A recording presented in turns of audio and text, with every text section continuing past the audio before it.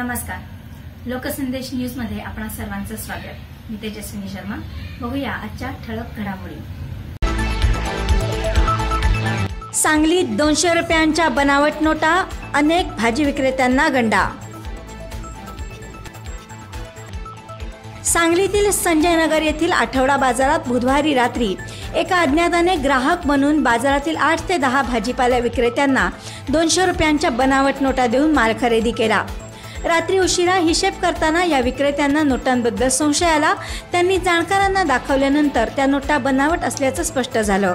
या प्रकारामुळे एकच खळबळ उडालेली आहे. अशा बनावट नोटा खपवणाऱ्यांचा बंदोबस्त करावा अशी मागणी होते आहे.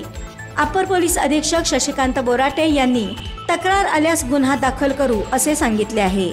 वांगी विचारला कशी पावशेर, 15ला पावशेर, त्या अर्धा किलो वांगी दिली आणि ते डुप्लिकेट नोट दिली. मला काही कळालं नाही त्यातलं.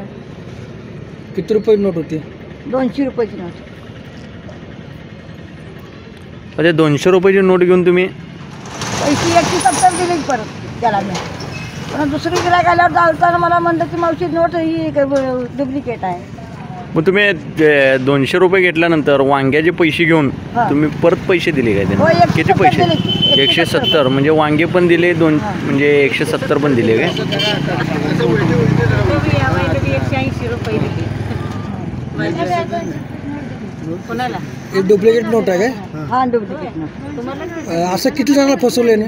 असं बाजारातल्या बऱ्याच लोकांनी फसवले, 10-12 लोकांनी. आणि हा. माणूस दिसायला म्हणजे कसा होता काय? गोऱ्याला होता, पण एवढं महागाई करून बघत नाही. पैसे घेतला की हल्ला दणक्यानं. हल्ला म्हणजे गर्दीत आलता ते ते फसवणूक करण्यासाठी चालतं. मग बाजारामध्ये असं आणि कोणाचं झालंय? केलाय 5-6 जणांनी, 10-12 केलाय, सगळ्याला केलाय. त्यातले काय नावं माहिती आहेत का तुम्हाला? नाव मला माहित नाही. आता उद्या स्थानिक लोकांना बाजार विचारून घेतो सगळ्यांची नाव. तुम्हाला सांगतो. ठीक आहे.